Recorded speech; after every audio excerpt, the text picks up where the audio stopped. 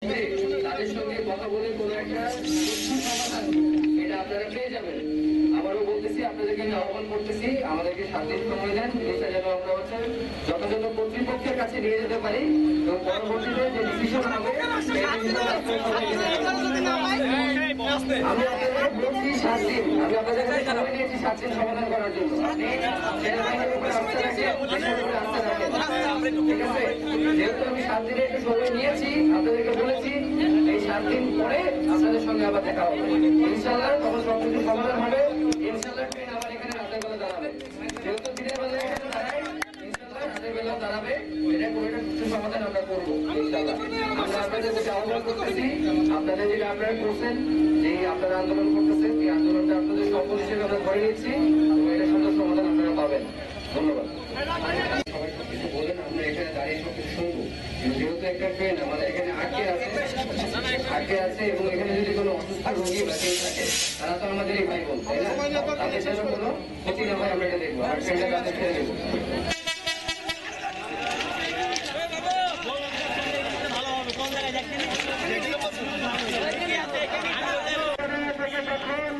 আমাদের এই সরকারি কর্মকর্তা অথবা আন্দোলনের মধ্যে কিন্তু আমাদের ট্রেনটি চলে আসবে। আপনারা এদিকে অযথা দাঁড়িয়ে না থেকে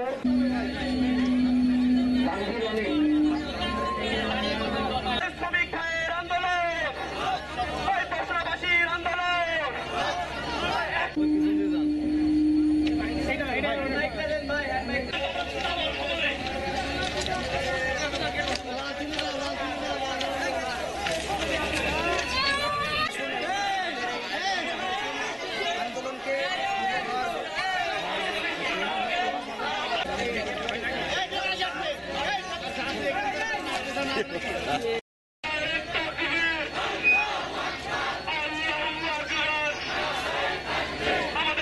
কিন্তু ট্রেনটি আসবে।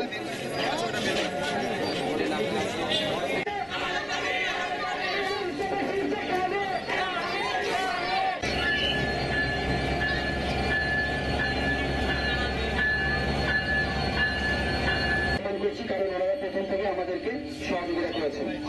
অতএব আমরা তাদেরকে সর্বোচ্চ সম্মান জানাচ্ছি এবং তাদের উপর আমরা আস্থা রেখে আমরা সেই যৌতুক থেকে 7 দিনের একটা সময় নিয়েছেন। আমরা দর্শনাবাসী এর আগে কখনো বিশৃঙ্খলা করিনি, এর আগেও আমরা এইভাবে আমরা সত্যি স্পষ্ট করে ধোকার মধ্যে পড়েছিলাম, যার কারণে আমরা সুরাহা পাইনি। স্যারকে আমরা বিশ্বাস করছি এবং স্যার যেভাবে বলেছেন, আমরা এর মধ্যে স্যার বলেছেন যে প্রতিনিধি পাঠাবেন রেল ভবনে এবং কথা বলবেন। আর আরেকটি বিষয় হচ্ছে স্যার, আগামী সোমবার 7 দিনের শেষ মেয়াদ। যদি সোমবারের মধ্যে আমরা ইয়েস অর নো এর কোনো সমাধান না পাই, আমরা আগামী মঙ্গলবার থেকে আলটিমেটাম দিচ্ছি। আমরা খুলনার সাথে সারা বাংলাদেশের রেল যোগাযোগ আমরা